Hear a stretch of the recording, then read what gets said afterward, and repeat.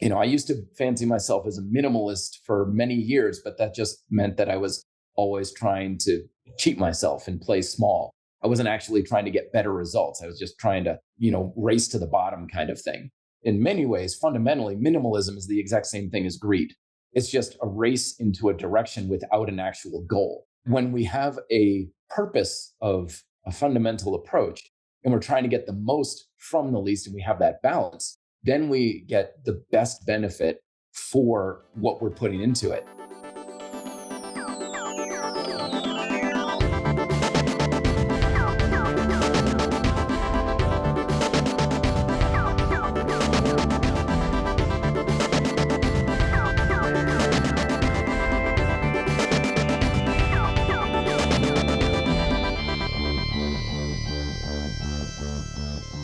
We are about to launch. Ready? What?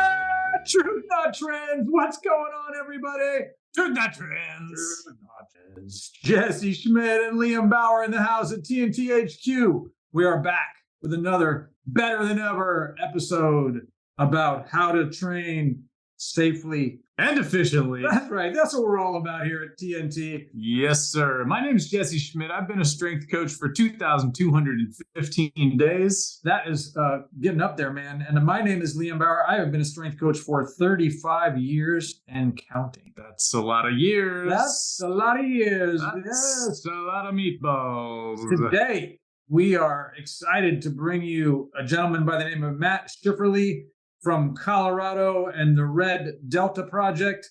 Matt's a strength coach and author and innovator in the strength training community. He's got some great content. You can find out all about it when you listen in. We're talking specifically today with Matt about mostly things like isometric training, static contractions, how to incorporate that into your programs, tools you can use, methods, and a little bit about basic fundamental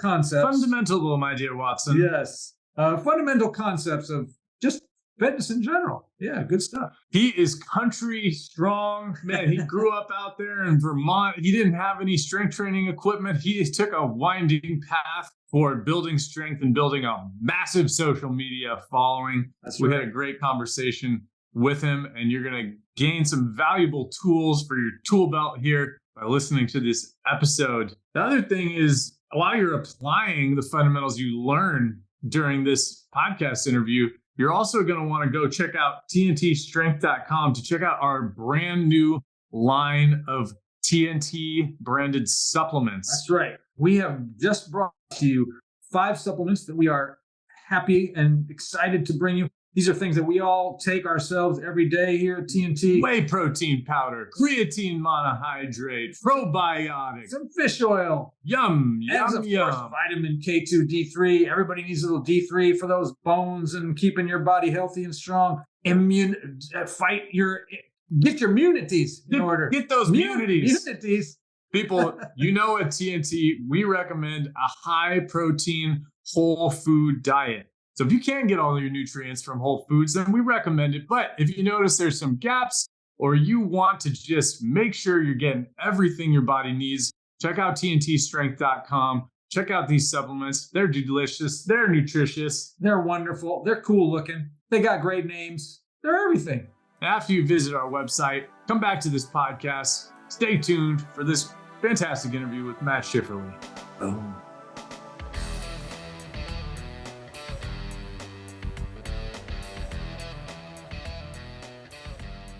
So tell us about your background. We want our audience to learn a little bit about you, how you got into stuff.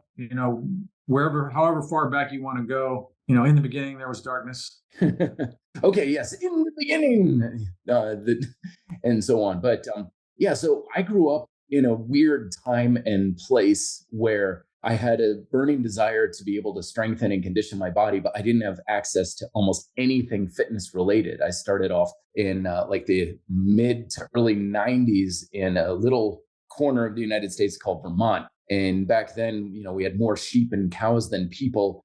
And if you asked someone what a deadlift was, they couldn't have told you. So I grew up in this time and place where access to anything for strength related or fitness related was kind of an oddity. I would literally go out for a run sometimes because I was forced to do whatever I could use just on hand, and running was always accessible.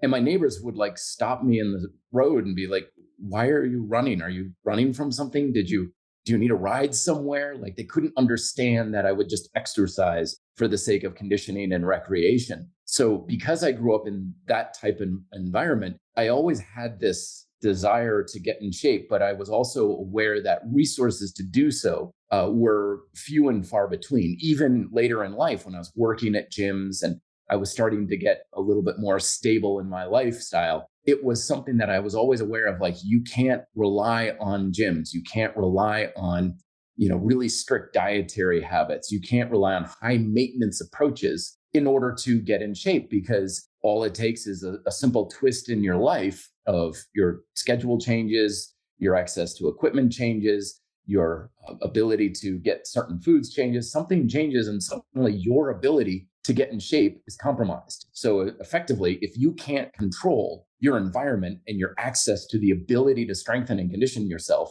you're not really in control of your fitness. You're always dependent upon a lot of other variables. So over the course of my training career, I've always sought ways, not just how do you get stronger and build muscle and stuff, but how do you do it in a way that doesn't leave you so dependent upon high maintenance habits or a lot of equipment resources and things like that. And so that's why I started to get into a lot of full force body weight training and calisthenics, because you don't really need a gym for that. The equipment is really simple. It's portable. You can do it anytime, any place. And that was when I started to really get under the surface of, all right, so I always thought I needed big, heavy weights in order to get strong, but here I am with nothing much more than a pull-up bar at a playground, and I'm getting better results from just that. So fundamentally, what is really causing the body to adapt the way I want it to? Because it's not a weight, it's not even an exercise or a program, because if you really look at kind of the 30,000 foot view of fitness, like, oh, if you lift weights, you get big and jacked and strong. Like, I don't know. I work at this gym here where over 1,000 people come through here every day. Everyone's lifting weights. Nobody's looking like anybody on an Instagram post or in the magazines back then. Right. Well, if you do this diet, you're going to lose weight. And I'm like, everyone I know on these diets is not losing weight or reliably losing weight or is lean. Meanwhile, everyone in this gym who's lean and has abs isn't following any particular diet. So it was this dichotomy in my awareness of like, all right, so what's really going on here when it comes to getting in shape? What's really responsible for it? And so that led me down the rabbit hole of what I call a fundamental approach to fitness. And the fundamental approach recognizes that your body's adapting and getting the results you have. It's not because of what diet you follow. It's not because of the workout you do or the equipment you do or even the exercises you do. It's because you're influencing the three fundamental processes that are truly responsible for your health and fitness. And we can go into those a little more in depth down the road. But the bottom line is that when you recognize these processes are in play, what that gives you is two things. One is the power to influence it to the best way you can do it. So that way you can get far better results. But two, it gives you the freedom and the control to do it your way. So let me give you an example, right? So one of the most fundamental processes of just, our caloric intake and expenditure, because everything is about two sides, a yin and yang kind of approach. So you've got caloric intake, you've got caloric expenditure. Now you're always burning calories. As long as you're eating on a regular basis, you're always consuming calories. You're always consuming it in food, drink, intravenous, if you're in a hospital or something, but caloric intake is always happening to some degree.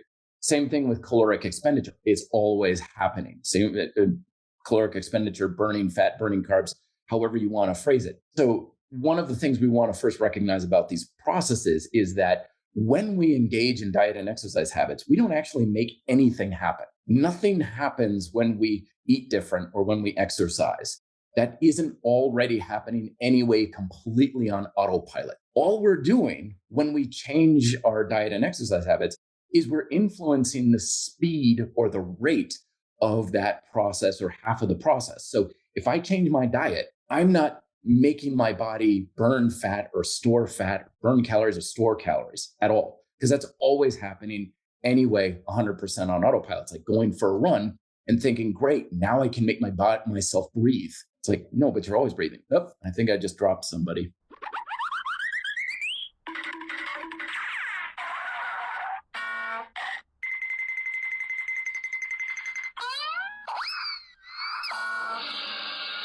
All right. So for the third time now, we're talking what the fundamentals. Flashback. But when you change something, what you're doing is you're influencing the rate at which those things happen. So if you're fairly sedentary and sitting around a lot, and you decide one day, I'm going to start preparing to run a 5K, and you run a mile a day, you're taking that same caloric expenditure process and just speeding it up. And so that's what a fundamental approach to fitness gives you, is that you have a lot of freedom to use a wide range of dietary habits, exercise modalities, training methods, programs. Everything's got a lot of freedom and flexibility. So you can choose things based on your preferences, your resources, and your objectives and what you're going after. And so it's empowering and liberating, but it's also a hell of a lot more effective. And through recognizing these fundamental approaches to fitness, then I started to explore other methods like calisthenics and isometrics that said, it looks different from traditional strength training, but fundamentally it's not. It's still doing the same thing on the fundamental level, which means it's producing the same result, but it also allows me to explore these other modalities that can be a better fit for my resources, preferences, and lifestyle. Yeah, that's awesome. I mean, one thing that happened with one of our guys in particular, I remember when COVID hit, he's a lifetime gym guy, and he's big and strong, and he was like freaking out because he was like, what am I going to do? I don't have a gym. And I helped him build a home gym with like resistance bands and, pull-up bar, and just kind of help him gather some toys. And not only has he maintained that strength, he's one of the strongest guys that we have. He recently told me, he's like, I'm not even going to ever join a gym again. He's like, I'm actually preferring just doing the stuff that I'm doing at home with the rubber bands and everything. And, this guy is just crazy strong. So like people, again, will say, oh, well, you can't get strong using bands or whatever, right? We all know the tool is the least important, right? You got to apply things properly, and you got to have some genetics, and you got to have some, whatever. And, he already had a huge foundation of, years of dedicated strength training, but he's also a minimalist. This guy trains 1/3 of his body, like, the classic push-pull legs, but he does only one of those a week. So it takes him 3 weeks to train his whole body one time. And when he comes into the gym and lifts conventional weights, he can easily, stack a machine with a 500-pound stack, for whatever, and, he's like ridiculous, pulling 500-pound deadlifts or whatever. But he's training his body like once a month, basically, with rubber bands. Wow, that's amazing.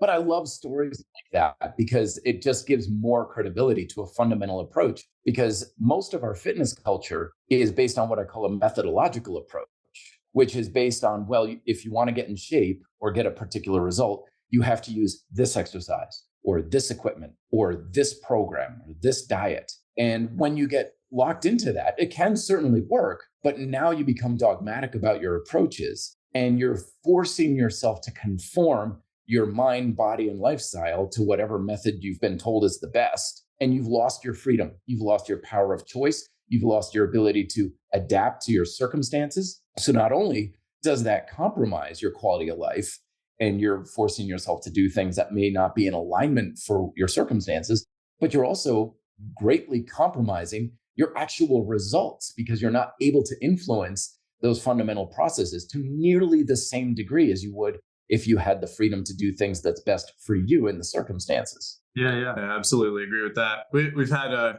another strength coach we like a lot, Eric McKay, as a guest on this podcast, and he calls what you're talking about chameleon training. You're like as the coach, we're adapting the training or the program to the client in front of us. So whatever their, as Liam likes to say, whatever their abilities, the preferences and limitations are, we're taking those into account. And yeah, I completely agree with what you're saying. I mean, if you want to keep your training consistent and you're on vacation or you're traveling for work or your gym is closed for the day or whatever it might be, what we hope for our clients is that you're able to adapt to any circumstance, use any equipment or lack of equipment, and still be able to get a great workout in. Yeah, you and I'm sure you've experienced this as well. What we find is, especially nowadays, with these people that are bought into this very specific dogmatic approaches, is someone like our gym, as I mentioned to you in our previous conversation, has a little bit of everything, right? But we had a guy, I was on the phone, here's a great example. I called a guy and he's like an Olympic weightlifting guy, right? So he's got bumper plates and all that. and we were just chatting. And he goes, well, tell me about your gym. And I go, well, we have this full line of Nautilus, right? And he immediately goes, you should just throw that away, right? Like, why do you even have that? You know, and I'm like, it's just a tool in the toolbox, right? Like, I'm like, you know, it's not better or worse. It's just another thing, you know? And, you know, we jokingly say we could give someone a workout with a box of rocks. You know, it doesn't really matter. We're tool agnostic. You know, we like Nautilus stuff. We like sandbags. We like resistance bands. You know what I mean? And it depends. Some of our clients want to be on those machines, and we have them available, and that's awesome. And some of them don't, and that's okay too. And some love the mix, right? So yeah, you don't want to get stuck in that. Or, you know, the guys I see the most like that are like kettlebell guys. You know, like, you don't have any kettlebells? You know, like, how am I going to get a workout? You know, there's it's like, we got to get my halos in. Exactly. I was like, you have about 1,000 other things you could do, but like, all right, sorry, we don't have kettlebells, which we do, by the way. But, you know, it's very prominent too. And sometimes in the calisthenic space, you know, I made a video one time where it was about how to work your upper back with calisthenics. And I had a suspension set up, whereas the straps, and I was doing rear flies, which basic thing. And I got a comment on the YouTube channel going like, that's not calisthenics. You're using equipment. And it's like, you know, okay. Because the thing is, the rules are so much arbitrary. They're like borders between states. For sure. Yeah. You know, especially out west. You know, it's an invisible line in the middle of the desert that means nothing to anybody other than us. You know, but a deer going across the border doesn't even know it's there. So when we have these mental blocks and walls that we build up of like, okay, this is calisthenics, this isn't, all you're doing is setting yourself up in a self-imposed prison. That's all you're giving yourself no power. You have no ability to do what's best for you. You have no choice. You're gaining nothing but a false sense of control, because that's why we build these rules in our own mind, is we think it gives us a sense of control over what's going on, but it doesn't. It only robs you of control. And that's not going to be the best bet in the long run. Yeah, and what I was going to say is you might as well take it to the next degree with that guy and go, do you use a chin-up bar? Because that's, you know, that's not just your body. Yeah. You know, you're grabbing something else. That's a tool, right? Like, you know, why aren't you just doing handstand push-ups and shut up? I mean, one of the questions that sometimes I get, because, you know, I do weighted calisthenics, you know, kind of thing where you've got a weight vest on, and some people will say, well, is a barbell front squat or a back squat a weighted calisthenic? Because you're doing a calisthenic, it's a squat, but you're adding weight to it. Is it weightlifting or is it calisthenics? I'm like, yeah, put it in whatever category you want, dude. Because at the end of the day, people are asking that, going, I'm a calisthenics guy, so if I do that, does that mean I'm coloring outside the lines and it's not calisthenics? Or does it mean that I'm a weightlifter? I'm like, put in whatever box you want. The bottom line is it appropriate for you? Is it appropriate for your body and your preferences and your goals and everything like that? That's what you should be basing off of. Who cares what dogmatic box it fits into? But when you're basing it again on those invisible borders, you're only limiting yourself. Right. Let's look at let's see the forest for the trees here. We're not in the, I mean, yeah, I guess some people are in it. Like sometimes we talk about, we train a fair amount of runners, and the goal for runners with running, I'm coming to find out, is just to run a lot. Which is fine, right? Because you're burning calories, you're moving, and if you enjoy the process, then that's great. Hopefully you're resting enough so that you're not developing chronic injuries. But, you know, the goal with calisthenics is an offshoot of strength training, right? The goal of calisthenics, in my opinion, personally, shouldn't just be to be moving and just be doing stuff with your body weight. It should be moving with the intention of building strength progressively in order to improve your quality of life and to maintain a high quality of life. 100%. That's kind of, you know, how we feel about whatever the tool is. We want everyone in the world to find a way to have strength training part of their life, right? Whatever it is, however you do it, who you do it with, but do it. You know, find a way to make it part of your life, whether it's a wall sit and a chin up and a push up, or whether it's going to the gym and, you know, doing powerlifting. As long as it's safe and you're not hurting yourself, then, you know, we don't care.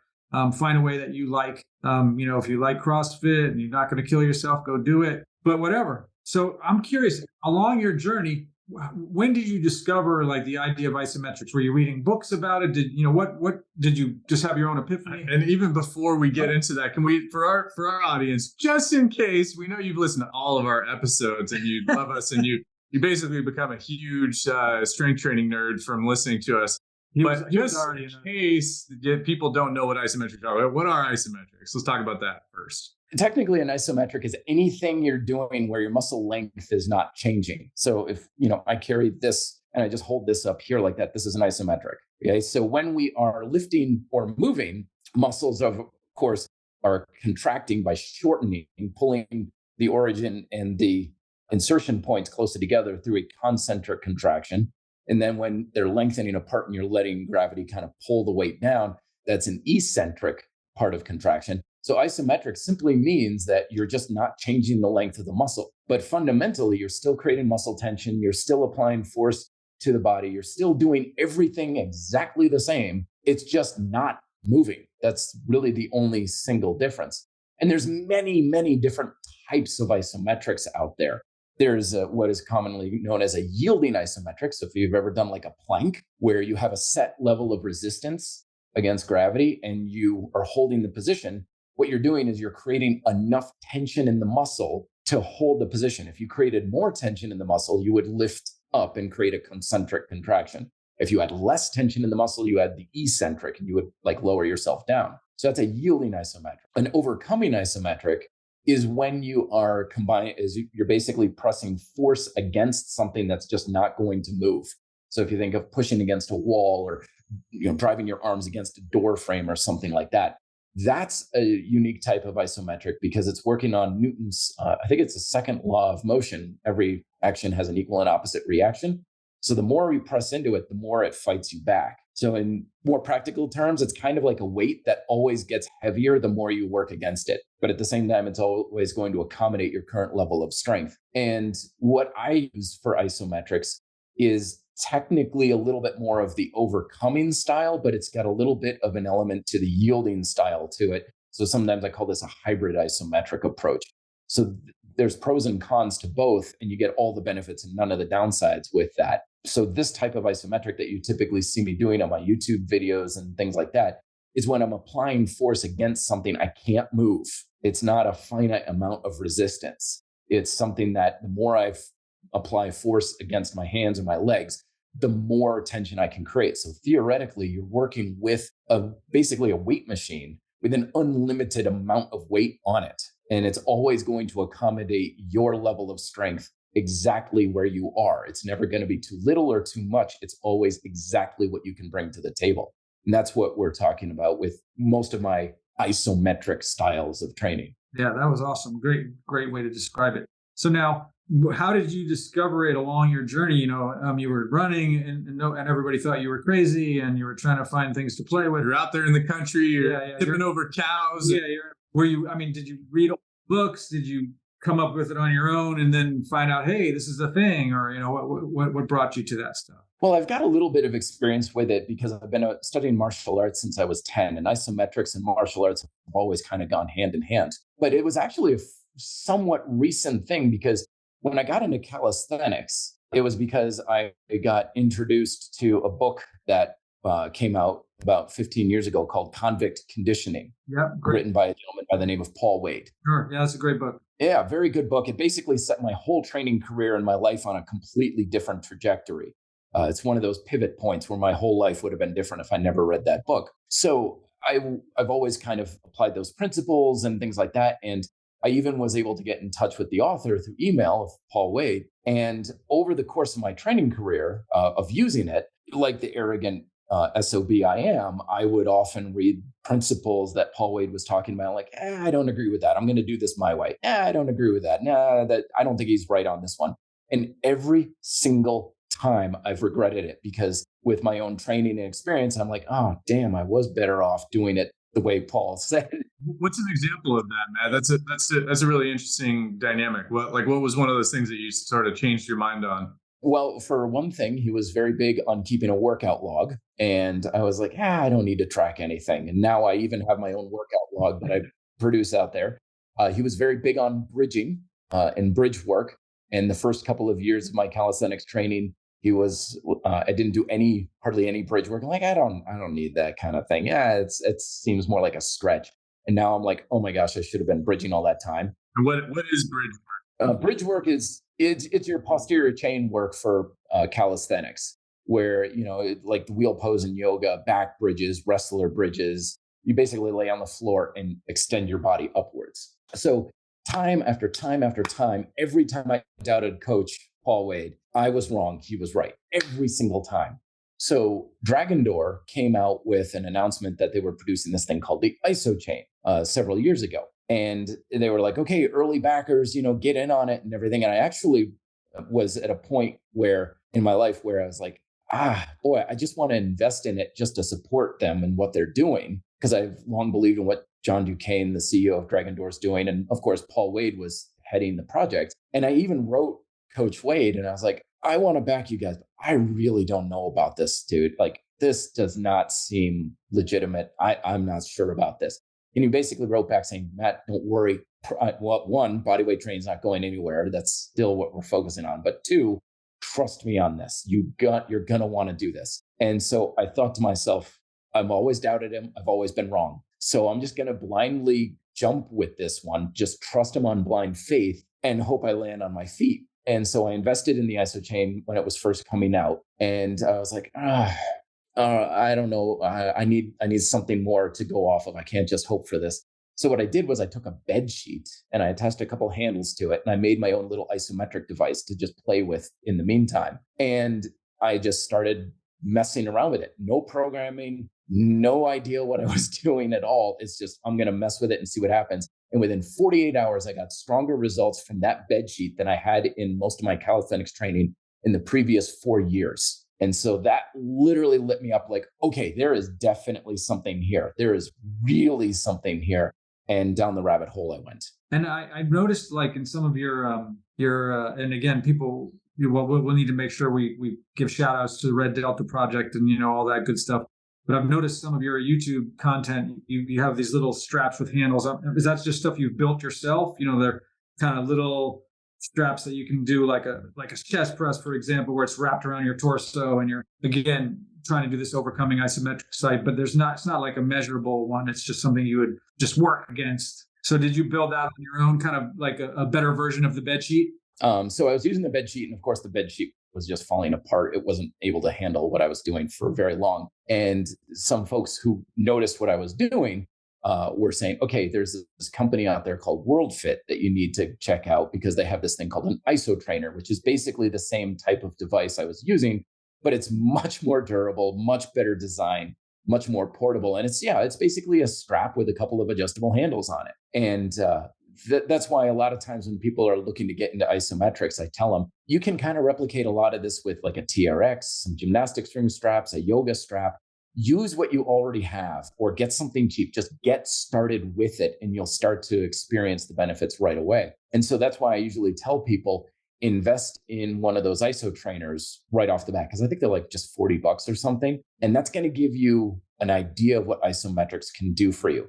It's not quantifiable, so you are missing out there. But the beautiful thing about isometrics is that it is about the simplest, most foolproof strength training modality you can possibly come across. It's almost impossible to mess it up. You can always learn to do it better and get better results. And not to mention safest. It is. It's very, very safe. Because again, especially with that type of isometric, it's always meeting you wherever you're at. It's never going to overload you. It's never going to underload you. It's always going to bring whatever you need to whatever you're bringing to the table. Now, of course, everything has some inherent risk. There is the ability to strain something, especially when you're new to it. Some people go a little too hard, too fast kind of stuff. So it's not like it's foolproof. But yeah, it's a pretty safe modality because it's very hard to overload your body while you're doing it. Not to mention the fact that it has a lot of inherent, not safety to it, but because you're not moving, the strain and stress on your joints is significantly less than dynamic training.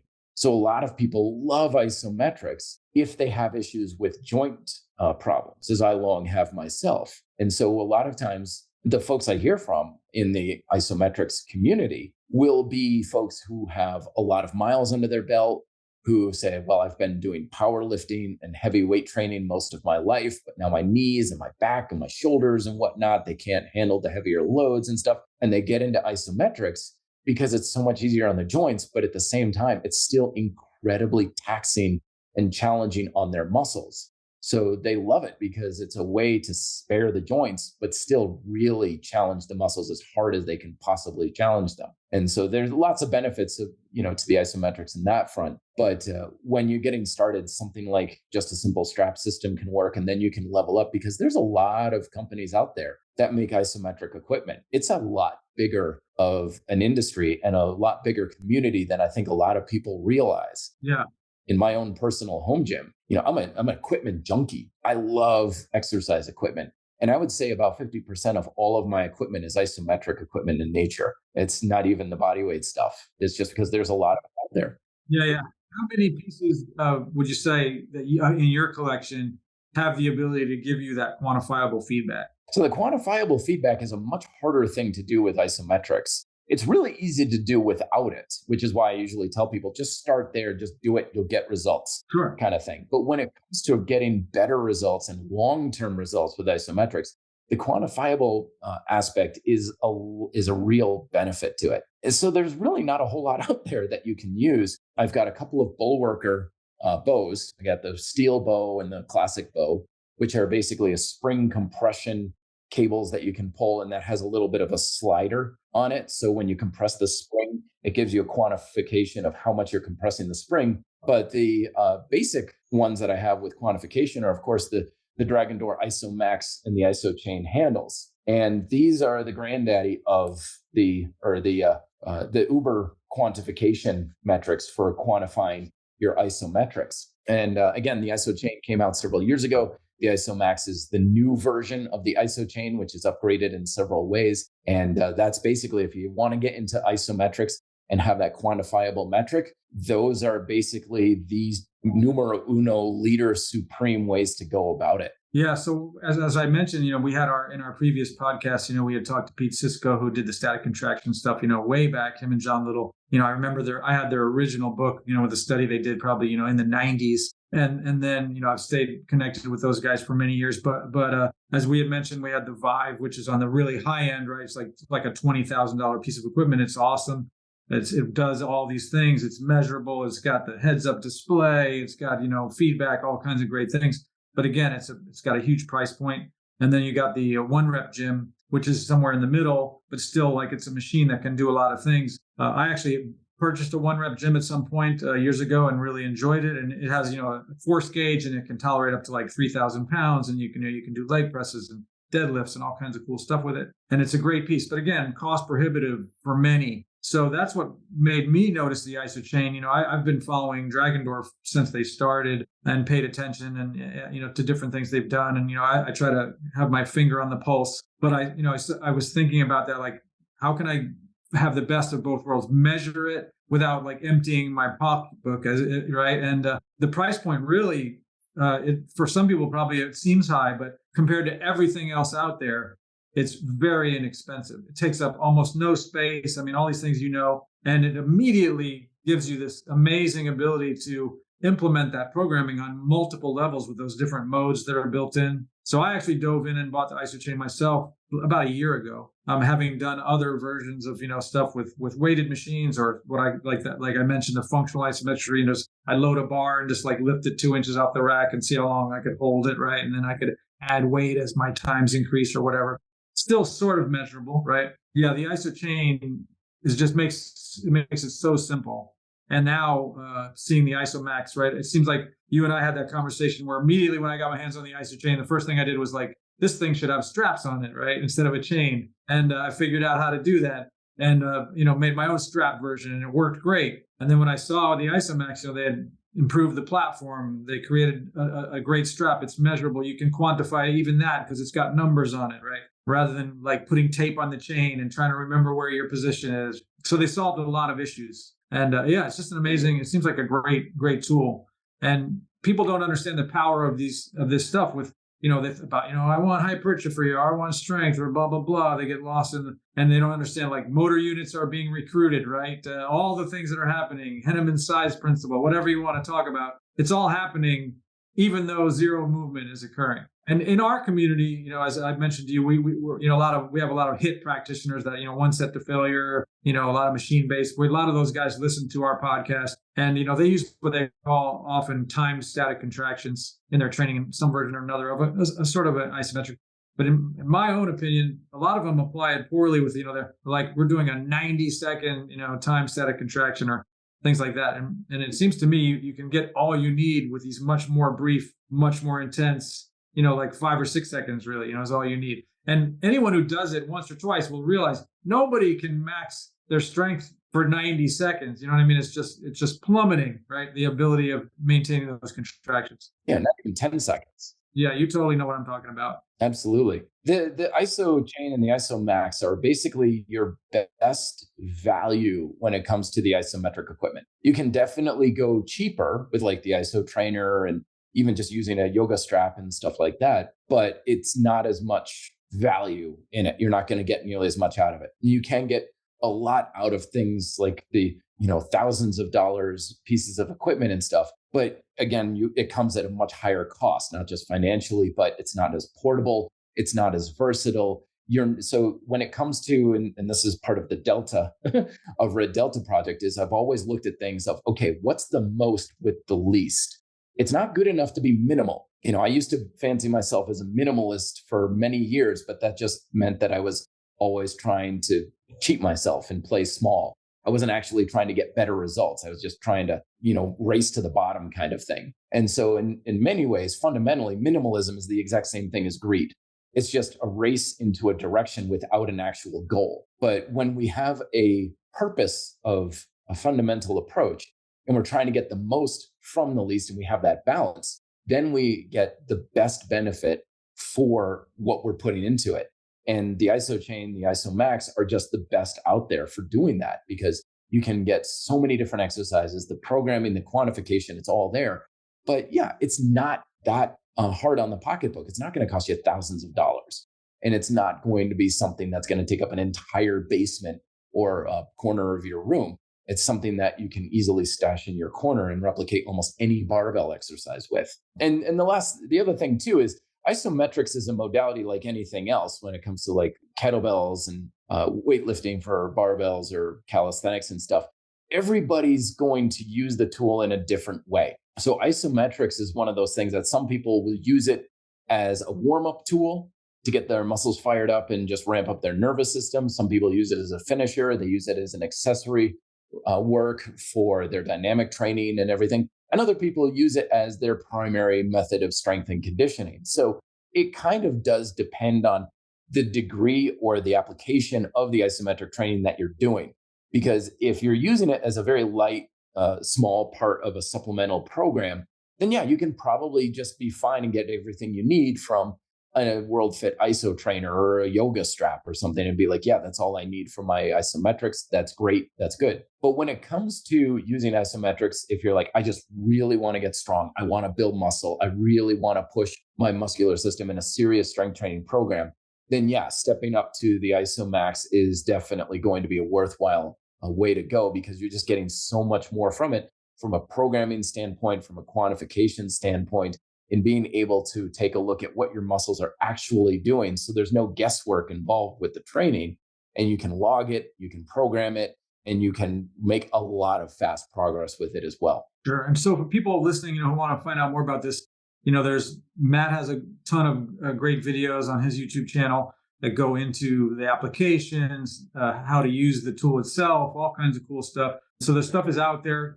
We won't waste time like going into modes or how to use the tool. But it's there, and the information is there. And Dragon Door has a lot of stuff. You can go to dragondoor.com. There's lots of great information, and then you can ask them questions as well. But definitely worth looking into, I think, if you've been intrigued with it. As you were mentioning, not only do people use it for the ways that Matt described it, it's been for years, it's been a tool that has been used by weightlifters to overcome sticking points. Power lifters or Olympic weightlifters will use static contractions in different positions to try to help them different sticking points and movements that they're working on. So yeah, there's lots of ways to implement it. I think probably the way that people don't realize is that they could use it as their only tool, right? I think that's probably a place where people are incredulous to think like, can I get big and strong and never move? Like, will that work? And I think people probably question that as like, I would imagine the incredulity is higher with that idea. Like, yeah, I could see it as a tool that you can supplement in and out, but no, it couldn't possibly be my only choice. So what would you say to those people? Well, again, it boils down to understanding fundamentally what our muscles do in order to get bigger and stronger. Exercise doesn't work our muscles. When we lift up a heavy barbell, the barbell is not making our muscles work hard because fundamentally it's your nervous system that's driving your muscles. Lifting the barbell is merely the application of the strength that you're generating from your neuromuscular system. So when you look at fundamentally how we build strength, how we build muscle, how we condition our muscles, when you understand that on a fundamental level, which is largely just down to how much tension is in the muscle and how much time is there, so time and tension relative to fatigue, those are your three fundamental variables. And so you can train any way that you want, as long as you're getting those fundamental objectives met. You can do anything and get what you want. The beautiful thing about isometrics is when you understand what those fundamental variables are, suddenly the benefits of isometric training are no longer in doubt, but instead blatantly obvious. Because when it comes to how much tension are you going to create in a muscle? Well, you do a few isometric workouts and all of a sudden that dynamic stuff seems really light and easy by comparison, because you can put a god-awful amount of tension in your muscles very easily with isometrics. This is a common reaction that I get from people when I first give them like an isometric squat or something, where they'll kind of be getting into position and they'll be like, so what do? I just kind of like get in position and I push up against it, and the look on their face is like, oh my Lord, dear heavens. And they're swearing like a sailor. And it's like they're getting just unbelievable amount of feedback from their muscles. And then they stop and they're like, seriously, dude, like, what the effing blood, is that? I'm like, that's isometrics. And like, why did my muscles feel like that? I'm like, you've never worked them that hard before. And they're just like dumbfounded, like, what the hell? And so it's the first time they experience pushing their muscles to that high a degree of strength, because it's much harder to get that much tension in your muscle dynamically, but it's much easier isometrically. And then on the other side of the coin is holding for time. So again, if I said, okay, you're going to try and do this isometric like bicep curl for 90 seconds, if you can last 90 seconds, usually people last about 15 to 20 and they're like, dude, seriously, my biceps are cramping here. Like, I cannot hold this any longer. And again, they're like, why? I'm like, because you've never had your biceps work that long before. Because if you think about it, if you do a barbell curl, your biceps are working at a very high degree for a fraction of a second during that curl, because the tension curve is going up and down and up and down. So with isometrics, it's just up and it stays there. So I always like the analogy of like, if you pass your finger through a candle flame, if you ever played that game as a kid, you pass it through the flame and it barely even feels any heat, but you just hold your finger in the flame and you're getting a third degree burn like that. Yeah. And that's the same thing. As isometrics is to strength training. What static stretching is to flexibility. You're taking that stimulus that you're trying to create and you're just amplifying it to the moon. You're creating a ton of tension for a lot of time, and you're creating a lot of fatigue in the muscle. So when you understand that sort of thing, and you're like, okay, so that means all the things I need to do to my muscles to make them bigger and stronger. Oh my gosh, how does isometrics not work? It's like an unfair advantage for how hard and long I can work my muscles. It's almost ridiculous, like a superpower type of exercise. But I will finish off with saying, though, that there's a lot to be said, though, for the power of any training modality in your belief in the modality. Because I've been doing isometrics for many years. Only in the past several months have I really made it a very serious part of my program. The reason is because now that I'm really understanding it much more, I'm getting more of a belief. I'm buying emotionally into it more. So I'm getting more out of it. And so if someone comes to the table, and this happens with calisthenics too, where people are like, I just don't believe it can work. I just don't believe I can build muscle with bodyweight training or whatever like that. I'm like, then don't even try, because you won't. You have to have that emotional buy-in with whatever you're doing, because your subconscious will not let you succeed if you don't have at least a little bit of personal belief that you're going to do it. And that's just in general in fitness. If you're trying to lose weight or build muscle and strength, but there's a voice in the back of your head going like, yeah, but I don't really think I can do it. You're not going to. It's that simple. So that's why, again, coming back to the fundamental process and understanding, why do you lose weight? Why do you build muscle? Why can this work? And you start to believe that because you understand how it works mechanically, and you start to get that emotional buy-in, your chances of success, it's almost a done deal. It's practically guaranteed. Yeah, and while we're on the subject of just people that want to learn more, and you had mentioned Coach Paul Wade with the Convict Conditioning, which is an excellent book for anyone out there who's interested in like exploring like a really progressive system of calisthenics. They Dragon Door also put out this great book specifically about isometric training, and it's very well put together. I know you have that book. I bought the book as well when I picked up the Iso Chain, and it's actually a great book. It goes into every detail. It goes into the history of isometric training, it goes into the science of it, as well as the programming. It gets into programming of many versions, not just using the Iso Chain, to do body weight versions and, different programs for different outcomes and all kinds of stuff. So it's a really excellent book for people who want to dig down deep and understand more about what's going on with the science of isometric training. Definitely worth a look. Hey, what are those guys doing here? Whenever I feel like I'm stalling out on my bench press, I know I need a new strength curve. Whether you're stalling out on the road or stalling out in the gym, you need something with great engineering. That's right. And So look for the pendulum. Pendulum. Not just your average strength machines. No, they have smooth strength curves. Amazing rigidity. And did we mention the engineering's fantastic? That's right. Not to mention, they come in cool colors. Like red. And silver. Well, that was kind of weird. What was that all about? Back to the interview.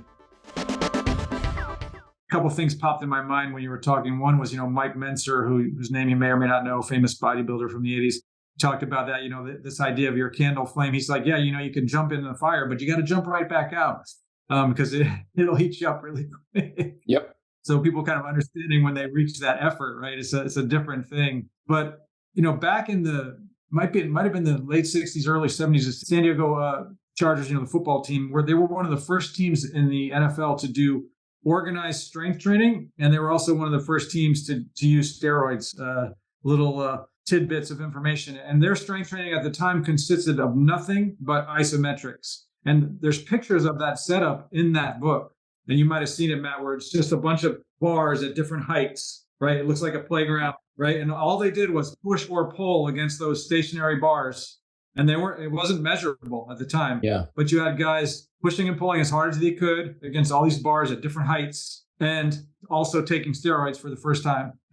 And lo and behold, they got bigger, faster, stronger, and I think they won the Super Bowl back then. Yep. But they definitely were had some dramatic results, right, with some super minimalist stuff, just with consistency and a little exogenous hormone manipulation.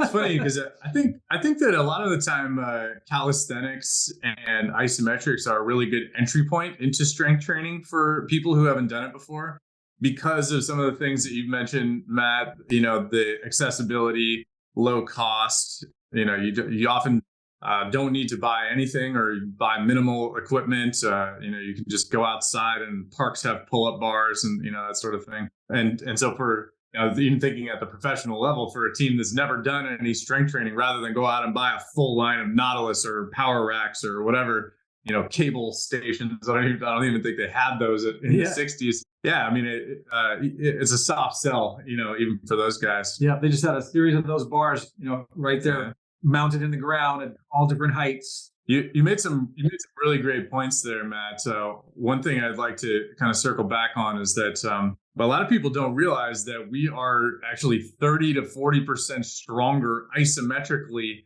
and eccentrically than we are concentrically, right? So that sort of epiphany that you're describing that people have of, oh my God, I can work so much harder. Yeah, you can, because you're at least 30% stronger holding a weight still than you are trying to lift that same weight, which is something, anybody listening to this who's never tried isometrics before, you're just not going to get it. You need to pause the podcast, go to the gym, do what I'm saying, like hold the barbell still in the middle of your bicep curl, and do that for 20 seconds or whatever, and then practice, and then lift the weight, and just pay attention to what feels tougher. Yeah, and it's funny also what you were mentioning, like in the past, one of the things that I had done experimenting with statics years ago was just like a classic, low cable stack, put a curl bar on there, put a really heavy weight and just hold it right in the middle. And as you were mentioning, doing just a few exposures, my strength dramatically improved.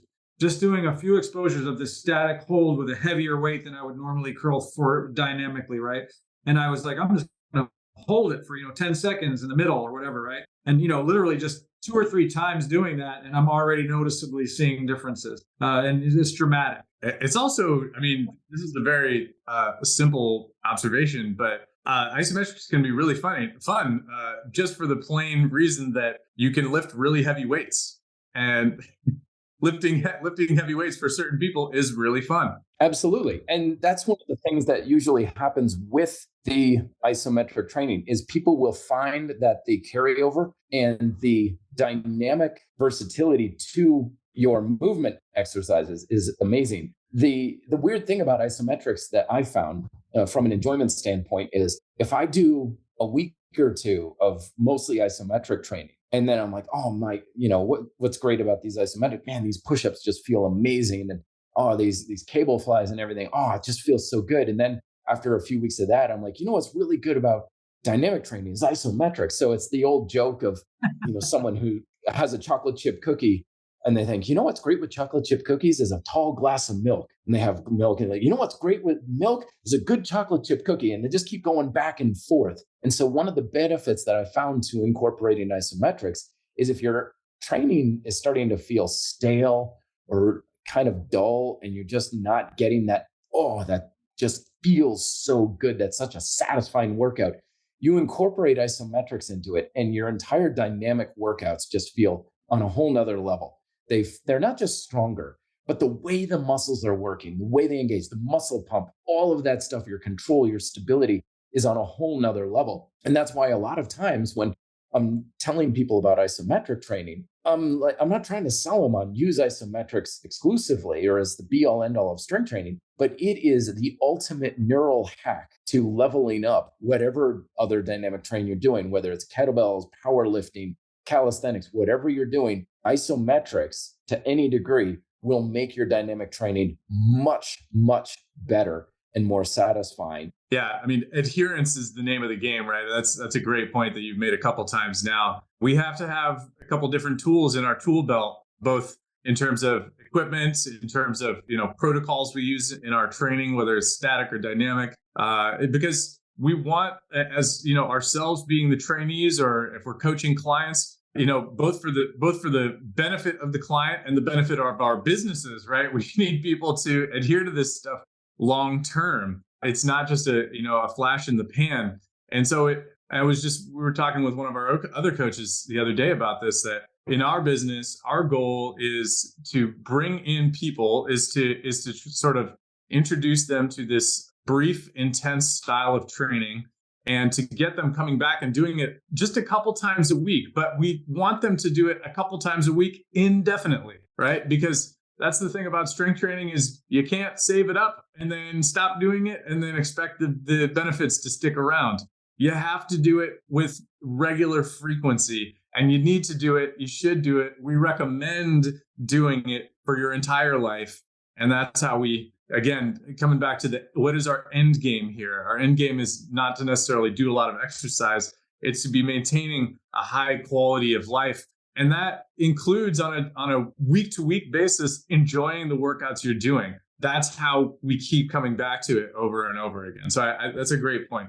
And that all circles down to what I was talking about earlier when I was starting to get into exercise growing up in Vermont, and I didn't have reliable access to any equipment or gyms or, a lot of habits. And I learned very quickly the simple lesson of this only works if you can always do it. There's no two ways about it. There's no, I'll do this for 6 months and then see where it goes kind of thing. So that's why in the back of my mind, I've always been like, I want to use things, tools and exercises and modalities that I can pretty reliably say, I can definitely do this all the time, no matter what. On my bad days, I can do it. If I'm injured, I can do it. If I have no gym or equipment, I can do it. If I have little time and energy, I can do it. I've always wanted those modalities and methods that can say, put me in any circumstance, I can make it work. I have a great anecdote about isometrics. We have a client who I've mainly been working with for the last about 5 years, maybe more. And she got in a bad car accident. She broke her collarbone. She just, when she can't, so she had a layoff from strength training for several months. And when she came back to it, there was this sort of like fear about it, which is completely reasonable. You're in a bad accident. You don't know how your body's going to kind of respond when you apply that stress back to it. And I remember we had some like selectorized, chest press, was like an incline chest press. And she was doing some, dynamic reps and just said, this doesn't, I don't know, just something about it. Like there's fear. It wasn't like a physical like pain or anything like that. It was just like like psychological, like it was just, there was a block there for whatever reason. I said, okay, well, why don't we try just holding it there? And so that started us off. We did a whole block of just pure isometric training, and she made incredible gains. And for whatever reason, just holding the weight there, right,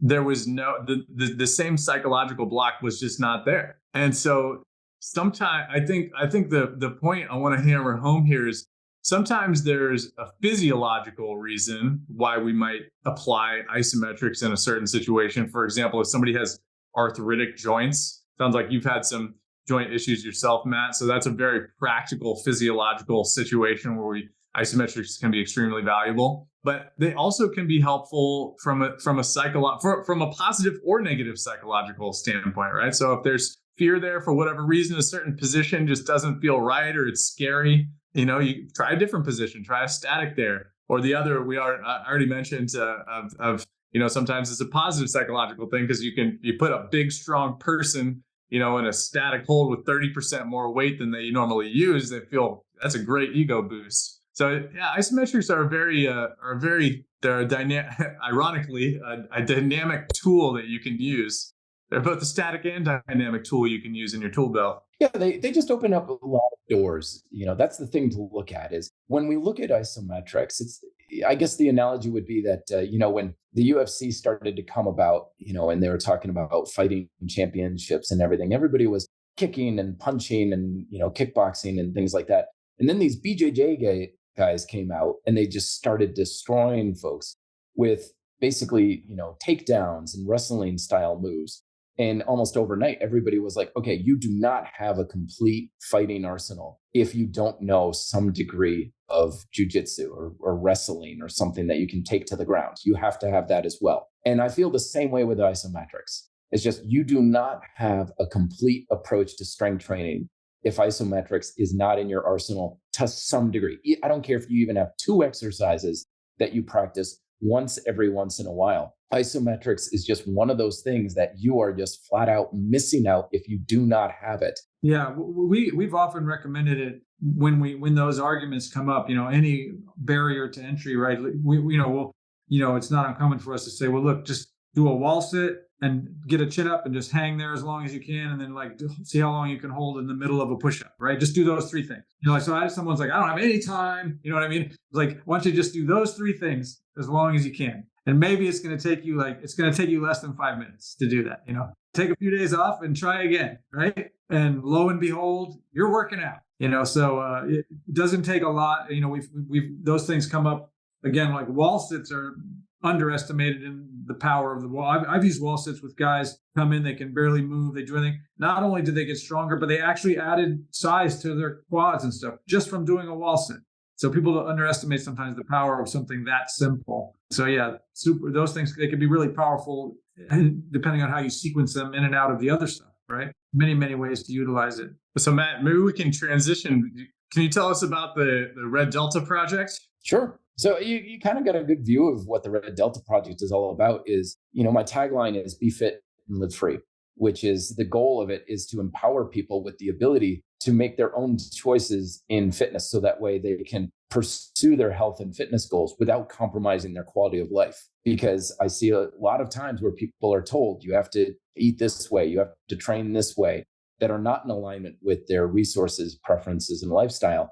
And so a lot of the messages in our fitness culture are, well, if you want to get in shape, you've got to make some serious lifestyle sacrifices. And the fact of the matter is that fitness is supposed to enhance your quality of life, not compromise it. And so taking that fundamental approach to fitness gives you the power to do so, because when you understand how fitness works fundamentally, it's amazing how little it actually takes in order to eat well and to train effectively and to live your best life. Because I'll be honest with you guys, like, I'm in the fitness industry. I'm, a coach and a fitness trainer and stuff. I work at numerous gyms. But the fact of the matter is there's a hell of a lot more to life than fitness. In fact, for most people, fitness should not be your life. It should be a fairly small part of it. You shouldn't be worrying about how you're trying to lose weight or maintain your weight. Working out should not be the thing you focus on when you're going on vacation and stuff. And for some people, that type of lifestyle is great. It's fine and they can make it work. But the fact of the matter is that fitness as a whole is just wildly impractical. And it asks far too much of people. It asks far too much time and far too much energy and investment. And the fact is, it doesn't have to unless you want to. And so the use of things like isometrics, calisthenics, my healthy eating strategies and stuff over at Red Delta Project are all about, let's make fitness work for everybody, regardless of your circumstances. You don't have to be a fitness guru in order to do this sort of thing.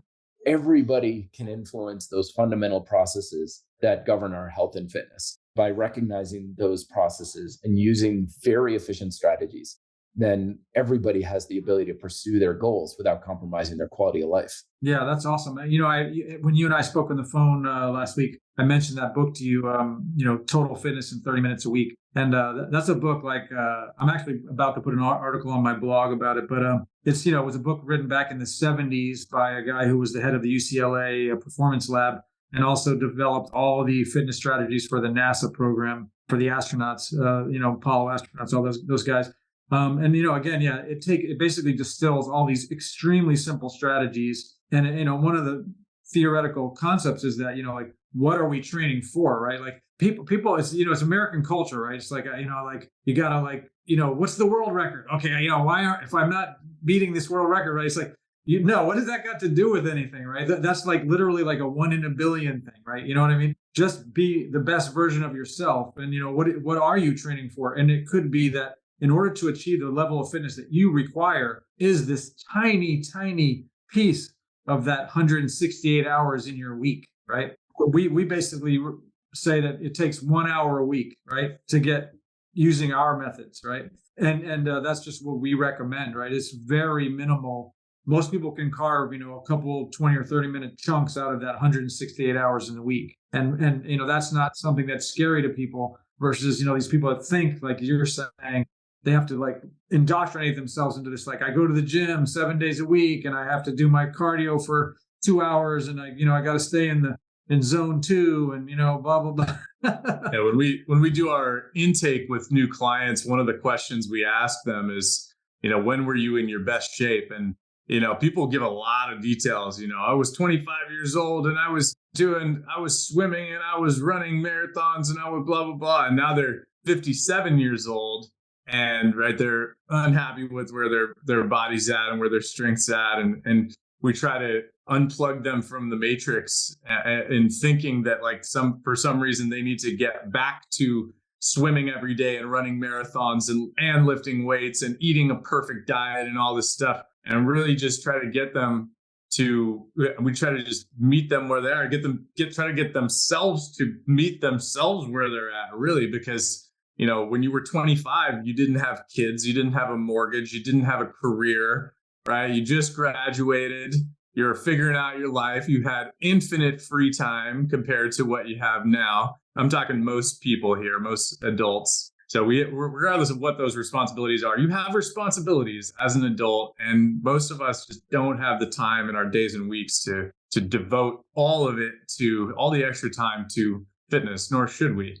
And I think it's not uncommon, as Jesse's saying, and maybe you've encountered this as well, Matt, is, people do kind of lock on to this association of some time in their life they think they were better and they have to replicate that exactly or they won't achieve it again. Or they're failing. Yeah. And it's like, I used to run 30 miles a week. So if I'm not running 30 miles a week, I'll never get back in shape the way I used to be. Right. And we're trying to, as you said, unplug them and make them realize not only can they get back in shape, they could be in better shape than they ever were with a fraction of the time. Yeah, that's one of my favorite things to hear is when, people in their 50s and 60s say, I'm the strongest I've ever been in my life. Your ability to get the results you want does not come from how much work you do. But most of the recommendations out there, or questions people are asking, is basically asking, how much work do I need to do? And that's kind of like asking, okay, if I want to drive to work, how long should I drive my car for? Right. Yeah. So many things like how many You're not going to get to work because you drive it for 30 minutes. Yeah. You get to work because you know the path to travel and you find a shortcut and everything.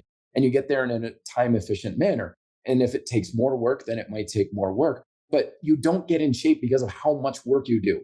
You get in shape because you understand those fundamental processes and how to influence them. And when you know how to do that, it's amazing how little work it takes to do that. And when you really get it, it's like, oh my gosh, because now, the amount of work and effort I put into my fitness right now is like a fraction of what I put into my 20s. And I am way stronger and so much healthier now than I was back then, even though most of what I do now is like a small portion of work compared to what I used to do. I just thought of like a 21st century analogy here.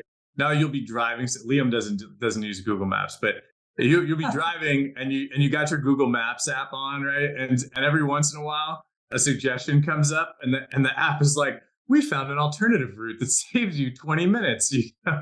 Like that's what we're talking about here. Like if you are not using these tools that we're suggesting in this interview right now, you are saying no to that suggestion. Like you just literally, you've been offered a path that will save you time and energy, that energy that can be applied to other areas, probably more important areas of your life. And you're saying no. So swipe yes, take that alternative route and save yourself some time. I mean, we're so addicted to hustle culture. I've certainly just as much as anybody else because, again, we're indoctrinated in this idea of you work harder, you're going to get better results. The more you put in, the more you take out, which is not true at all. And there's a correlation, but it is not at all a causation. And so it's funny, but I have a lot of approaches in my methodology that are literally about creating shortcuts, that are about doing things easier and faster and shorter workouts and all these other sorts of things. And I got to tell you guys, it is the hardest thing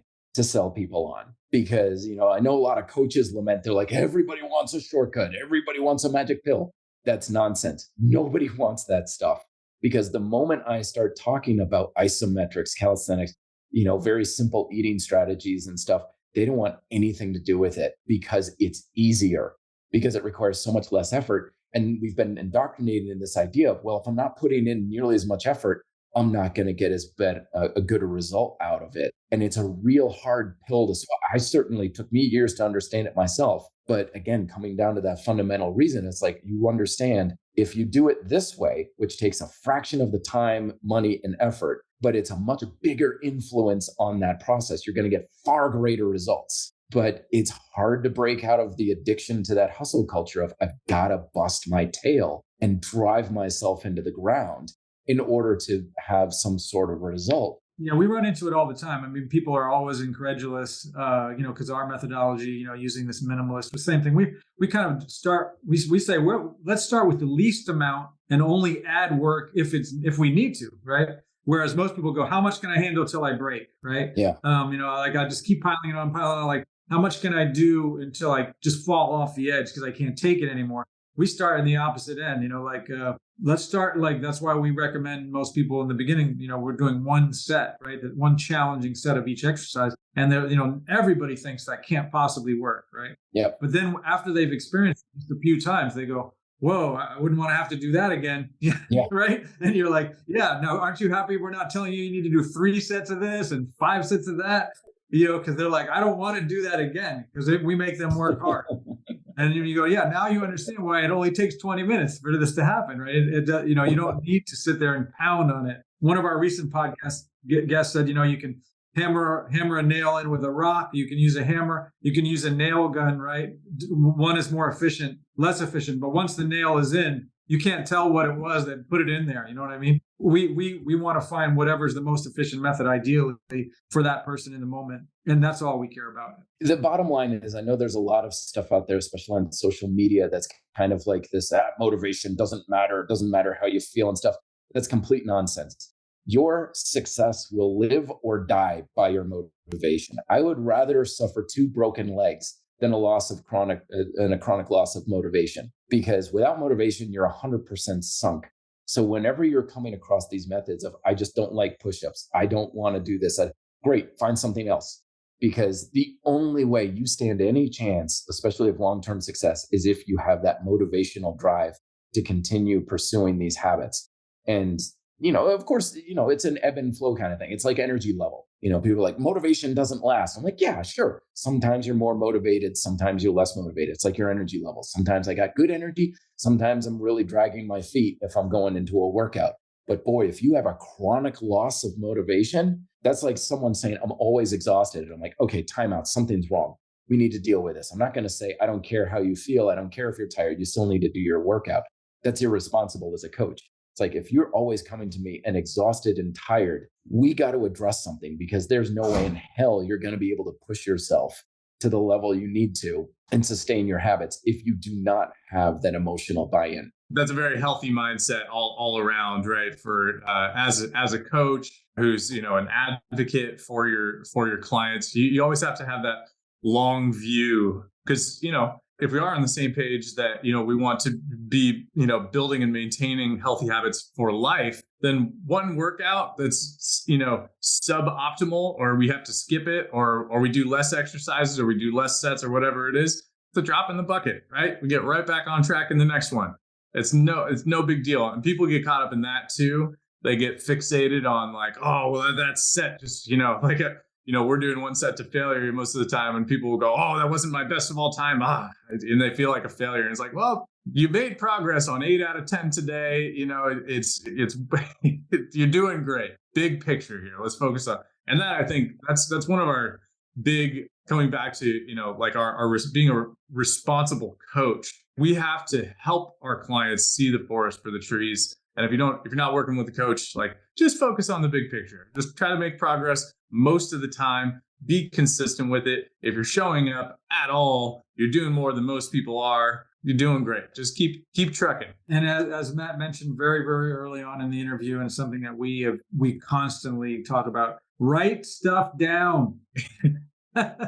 You need to track, right? You need to track stuff. I've been keeping exercise journals, like, handwritten ones, going back, 30 years plus, since the beginning. That was something that my original training partner, who took me under his wing, he taught me, you got to track it, right? How do we know what we did last time, right? Everybody goes to the gym, and then within 3 months, they're just picking up the same weight, doing the same sets, doing the same reps, putting it down, check the box. I went to the gym today.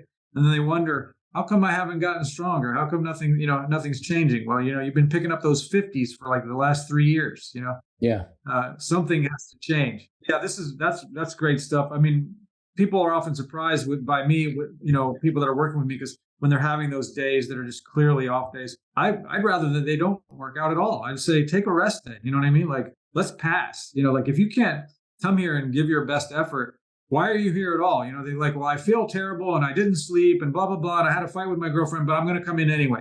I'm like, maybe you should just take the day off, and it's okay, right? Because we'll get a better workout 2 days from now when you're feeling much better. Yep. Especially because, like, best case scenario, when you're having like that much of an off day, like, you just don't have a good workout. But like, there are worse scenarios. Like, I had a client very early on in my career faint in the middle of her workout, right? That can happen. So, if you don't, she hadn't eaten anything that day, and we were working out at like 8 p.m. or something like that. She hadn't had water in 6 hours. Like, those are not good circumstances to be doing strength training. So be careful out there. I also tell people, it's like, dude, if you want to skip a workout and come in tomorrow or the next day, you're more than welcome to. Because think about it this way, in the next 48 hours, you'll get that workout in. You could do it sooner and have a crappy workout and not really get as much out of it. Or you can do it later and crush it and destroy it and feel amazing. What do you want? And they're like, well, I want to do it later. I'm like, there you go. You're not weak. because you're, an undisciplined. Discipline is not about forcing yourself to do things you don't want to do. Discipline is all about recognizing the path that you should be on and making the decisions and choices to stay on the path. And sometimes, yes, that means eating ice cream. Sometimes that means skipping a workout. Sometimes that means, okay, I know my coach says this is the best exercise in the world, but I feel better doing that other thing. I'm like, well, then you do the other thing. That's called discipline. Forcing yourself to just obey the rules, that's not discipline. That's just mere obedience. You're saying I should go home and eat that pint of ice cream that's in my freezer? That's what I took away from that. No. You're different. So now I have a question that's sort of, in some ways, it's a selfish question because, again, this goes into the stuff that people can't necessarily get feedback on immediately. But coming back to the ISO chain or the ISOMAX, it has these different modes. And again, I recommend people go out and explore and learn more about it. It has these different modes. And do you have a mode that you like best out of you use it, as far as like a load or time, or does it just vary based on what you're trying to achieve that day? It seems like a lot of people really like that function where you can program a set time to, hold for and then repeat.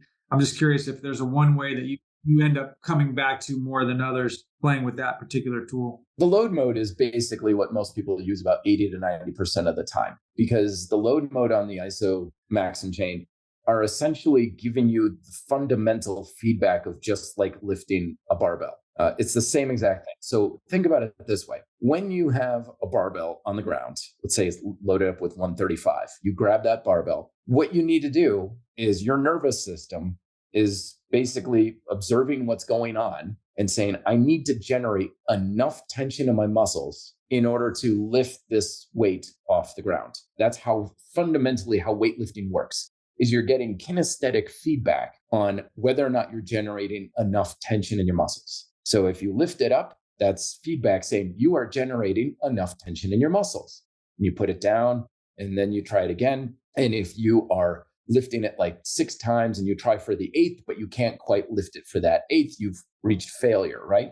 And so what that did was kinesthetically, it told you were able to generate enough tension for 7 repetitions, but you weren't quite able to generate enough tension for an 8th. That's the feedback you're getting. That's why weightlifting works, is you put more weight on it, you're effectively saying, now I need to generate even more tension in order to lift this heavier weight, and so on. That is how dynamic strength training works, is are you getting enough tension in your muscles to move, either yourself, stretch the band, lift the weight, whatever. So what load mode does is exactly the same thing isometrically, which has not been possible before this, even with things like the bull worker and stuff. Because what you're doing is you literally set a load on the chain, say 135 pounds, and then you apply force into the handle. And once you meet or exceed enough force for that load, like 135 pounds, it gives you an audio feedback. So obviously you can't quite get a kinesthetic feedback because you're not moving.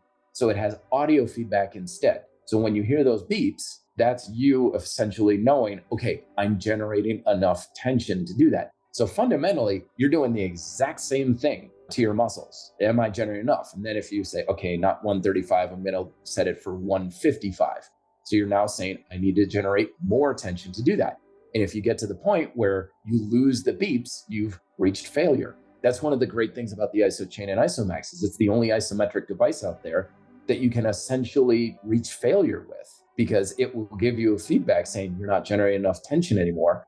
But the cool thing is you can keep going if you want and go beyond failure, just because you don't have to stop if you don't want to. And that's what the load mode does, is it will give you that audio feedback on, are you generating enough tension? And then you can count the beeps for enough time. And fundamentally, that's exactly the exact same thing you do with any type of dynamic strength training. Yeah, that's cool. Very, very nice. Man, awesome. Wow, it's been a great having you on here. I was looking forward to it and I appreciate it. I think unfortunately we're kind of running out of time. And I apologize for all the technical difficulties. They won't be apparent on the other end for all you listeners out there, but we had a lot of internet problems here at TNTHQ today. The gods were against us in the miracles of modern technology. But yeah, we super appreciate you joining us today from Colorado, and very happy to make this connection with you and the Red Delta Project, and hoping we can, I personally would hope I get a chance to come and talk to you some more. Matt, where can people come and find you on the internet? Yep, anything Red Delta Project, reddeltaproject.com, Red Delta Project on Instagram and TikToks and all that sort of thing. And also, if you just search for my name, Matt Schifferle, on things like Amazon or the podcasts and things like that, you'll find all of my books, my resources, including my book, Overcoming Isometrics, which is a great place to start as well. But anything Red Delta Project, Isometrics, Matt Schifferle, you're going to find a ton of useful things. And also just recommend folks just start off on Red Delta Project. But Red Delta Project on YouTube, there's a special isometrics playlist that you can search for a ton of isometric exercises, programming, gear reviews, everything you want to know about isometrics. It's on that playlist. Oh yeah, fantastic. And I recommend people go out there and check out some of those books, resources. I've been enjoying your YouTube content for a while. That's why it was funny when I originally I was hoping to invite Paul Wade to come on, and I was talking to John Duquesne over there at Dragon Door, and he told me that Paul Wade wasn't really a fan necessarily of these kind of formats. And I said, can you recommend someone else that I could chat with about this stuff? And you were his first choice. So and then it turned out I already knew who you were, at least having seen your stuff. So I was like, hey, I know that guy. At least I recognize him. Yeah. So I'm really happy that we were able to join us today. I think it was a really great. People I think will enjoy this episode, and hopefully they will take away at least the idea that this is something worth exploring, and they can maybe start with something simple, maybe even create their own method, like you said, or something like inexpensive, like those basic strap setups, or maybe they might be able to build their own, like I did. And then if they want to dive in deeper, I highly recommend Isomax, IsoChain, or the Isomax is basically the IsoChain's bigger, better brother, whatever, kind of solved a lot of issues. I think they were just made a little bit of upgrades. So that would be the place to be. And again, compared to all the other tools out there, it's definitely your least expensive option. Absolutely. It's the best bang for the buck you're going to find out there. Thank you so much, guys, for making the time to make this happen. It's been an absolute pleasure talking with you and sharing my story. I sincerely appreciate it. We appreciate you coming on with us as well. Awesome. All right, Matt, thank you so much. Cheers. Sounds Have a great day. All right. Take care, guys. Boom, baby. What's up, people? Thank you so much for listening to this episode of Truth, not trends. That's right here at TNT Strength Headquarters, Truth Not Trends. Please, if you enjoyed this episode, subscribe, rate, and review us on whatever platform you're listening to us on. And don't forget to share with a friend. You can find us on the web at tntstrength.com. That's right, TNT Strength now coming to you in person at 5255 College Avenue in Oakland, California. You can call the studio 510-768-5421. You can also text us at 855-796-9905. Or shoot us an email at contact@tntstrength.com. And whatever you do, stay off of that stupid blue bubbly bosun. Desmond? What? I blame you. I blame you. Okay, fair enough. Mixed and edited by Desmond McNeese for We Mixed It, LLC. Go to whatsoundsawesome.com.